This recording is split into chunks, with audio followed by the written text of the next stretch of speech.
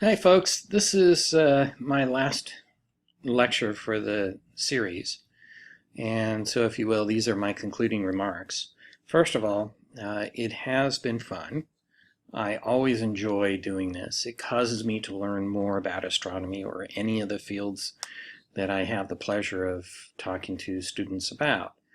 Um, Academics was something I really enjoyed when I was a youth, and I have really enjoyed my foray back into it in the past few years. As you know, I've been, in the interim, I was helping build and take care of satellites for government and commercial concerns, help take care of them and help build them, along with lots and lots of other people, some very smart people, in fact. So let me say that this has been fun. It's allowed me to relearn all these things that I've forgotten. Now, hopefully I've left you with an understanding of the solar system, and particularly some of the things that we know, some of the things that we don't know, and more specifically, how we know what we know. Things like that. And hopefully, if you are smart enough to ask dumb questions, then hopefully I can read about you in the papers or on the Nobel Prize lists, because normally it's those people who think outside of the box, who test the assumptions that go into these ideas we have, that make the most outstanding improvements in our collective civilization called humanity. So let me remind you, of the various theories, some have some significance and others do not. Theories are things that allow us to describe the world around us. Some are better than others. Some are more difficult to use than others. So there are various examples that we've come across in our studies together. A flat Earth versus a round Earth is an example. We use the flat Earth model to build buildings with and to build railroads. We would never, ever use it to fill up a gas tank into an airplane to travel to Japan with. We would use the round Earth model for that. In the same token, when we look in the night sky, we seem to think that everything revolves around us. But currently, right now, on November 18th, or a couple days ago, I showed through my 8-inch Celestron telescope that a friend gave me that the Venus was in a gibbous phase. A geocentric model would be totally against that. Galileo was put in jail for that. Well, I'll say that euphemistically. But still, the point being is that a geocentric model cannot describe a Venus in a gibbous phase. And that's what we saw. Venus in a gibbous phase. The heliocentric model works for that regime.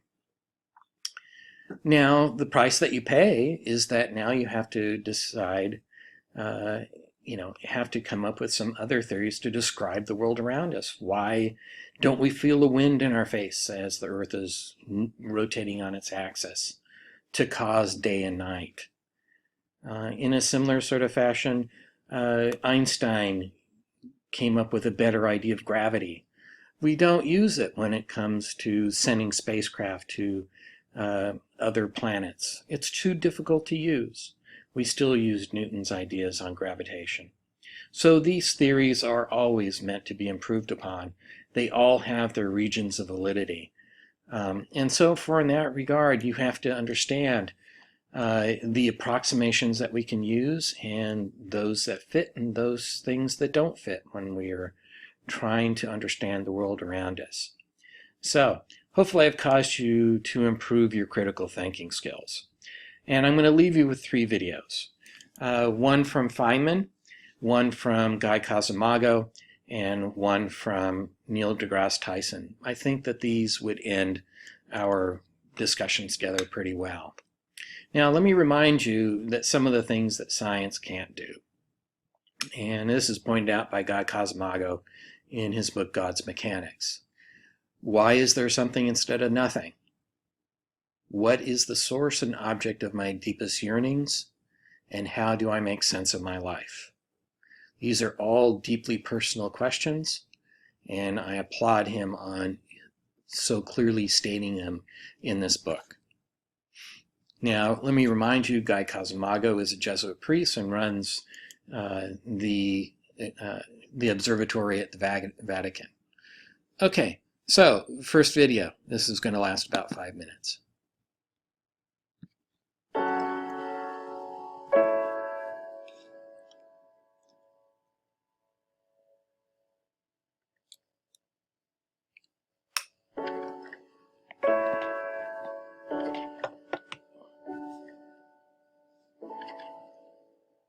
I have a friend who's an artist, and has sometimes taken a view which I don't agree with very well.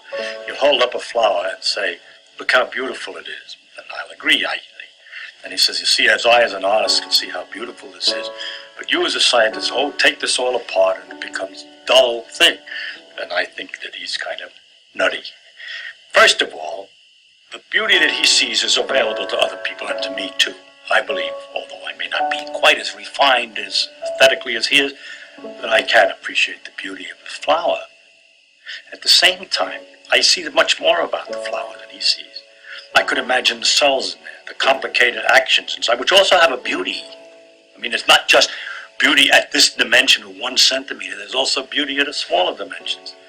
The inner structure, also the processes, the fact that the colors and the flower are evolved in order to attract insects to pollinate it is interesting. It means that insects can see the color.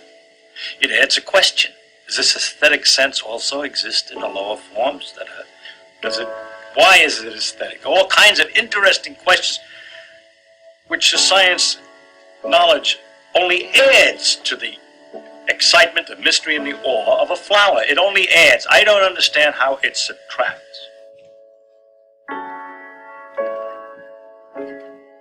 If you expected science to give all the answers to the wonderful questions about what we are, where we're going, what the meaning of the universe is, and so on, then I think you could easily become disillusioned and then look for some mystic answer to these problems. How a scientist can take a mystic answer, I don't know, because the whole spirit is to understand. Well, never mind that. I don't understand that. But anyhow, if you think of it, the way I think of what we're doing is we're exploring. We're trying to find out as much as we can about the world. People say to me, "Are you looking for the ultimate laws of physics?" No, I'm not. I'm just looking to find out more about the world. And if it turns out there is a simple ultimate law that explains everything, so be it. That would be very nice to discover. If it turns out it's like an onion with millions of layers and we're just sick and tired of looking at the layers, then that's the way it is. But whatever way it comes out, its nature is there and she's going to come out the way she is. And therefore, when we go to investigate it, we shouldn't pre-decide what it is we're trying to do except to find out more about it. You see, one thing is I can live with doubt and uncertainty and not knowing. I think it's much more interesting to live not knowing than to have answers which might be wrong. I have approximate answers and possible beliefs and different degrees of certainty about different things, but I'm not absolutely sure of anything, and there are many things I don't know anything about. But I don't have to know an answer. I don't feel frightened by not knowing things, by being lost in the mysterious universe without having any purpose, which is the way it really is, as far as I can tell, possible. It doesn't frighten me. And so altogether, I can't believe the special stories that have been made up about our relationship to the universe at large, because they seem to be too simple, too connected, too local, too provincial. The earth, he came to the earth. One of the aspects of God came to the earth, mind you. And look at what's out there. How can it isn't in proportion. Anyway, it's no use arguing. I can't argue it. I'm just trying to tell you, with the scientific view, well, my father's view, that we should look to see what's true and what may not be true. Once you start doubting, which I think to me is a very fundamental part of my soul, is to doubt and to ask. And when you doubt and ask, it gets a little harder to believe.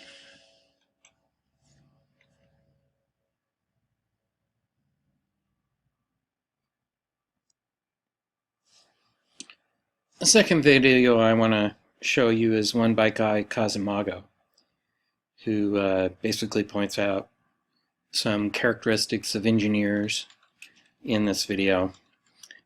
Take that with a grain of salt. I know some very good engineers. And then also points the finger at fundamentalism. Fora TV, the world is thinking. A couple of years ago, I was asked to do a Bible study group. I'm thinking Catholics don't do Bible studies, you know. And to do a Bible study group in Houston. Catholics definitely don't do Bible studies in Texas. To do a Bible study group in Houston with a bunch of astronauts. Astronauts? Oh, I could do that, yeah. So I wound up at a dinner evening of about 12 couples, all of them astronauts and spouses. One of the guys, half of them were Catholic as it turns out, so much for Catholics not doing Bible studies. One of the guys came up to me and said, you know, I just want to let you know, I believe in the absolute truth that creation was made in the 6 days just as described in the book of Genesis. And that's my religion. I just want to let you know that ahead of time. And I'm thinking, you know, have you actually read Genesis? Where it says the world is flat and it's covered with a dome and there's water above and below the dome, you know. Where does the shuttle go? How come you don't get wet? But then he told me a little bit more. He said, you know, before he was an astronaut, he was a test pilot. Test pilots, you don't want to have the habit of creatively reinterpreting their written instructions. And that's true of computer programmers, and that's true of engineers in general. These are people whose world depends on them literally interpreting the material that they've been given.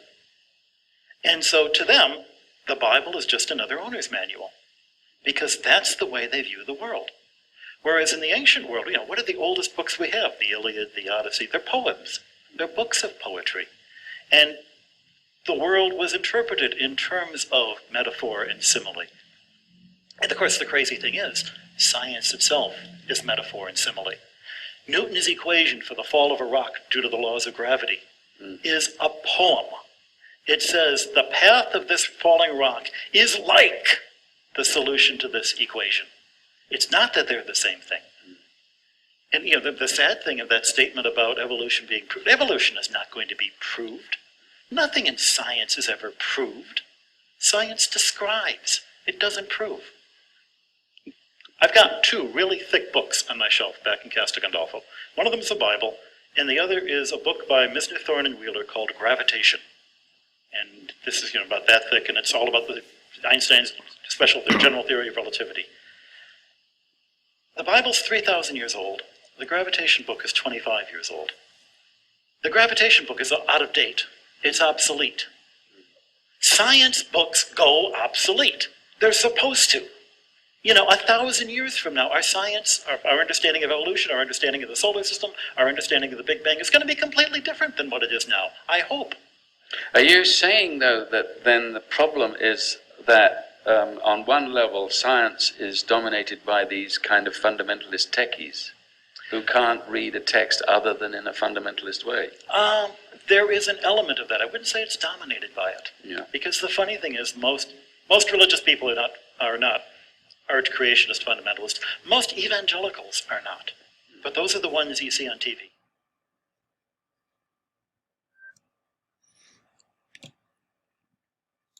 Third, I want to leave you with this video, which even though I wouldn't say that I'm like Tyson in his performing experiments on his children, I do certainly know how he feels in regards to his children and seeing how they explored the world around them. I got a great joy out of that, and I'm certain that if you have children, you get a great joy out of it as well. But be that as it may, I hope that you continue your studies and become more scientifically literate. Those people that are trying to take power away from you are trying to bamboozle you, and it's only your critical thinking that will save you, if you will. You're the father of two children? Yeah, one age now 8 and 12. Yeah. Are they interested in science?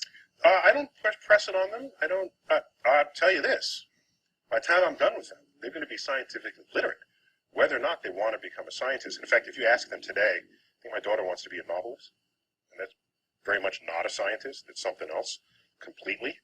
But I can tell you that she is scientifically literate, and the science literacy is coming from the how I immerse them in their environment at home, when we travel, what surrounds them that forces them to think about how the world works. And I'm actually doing a study on them about the causes and effects of these, of the environment versus how they think. People think science literacy is being able to recite facts. You know, how long does it take the moon to go around the Earth? How does your microwave oven work? And it's not that. It's a part of it, but it's not the main part. The main part is, how do you look at the world? What lens, what does the world look like through your lens?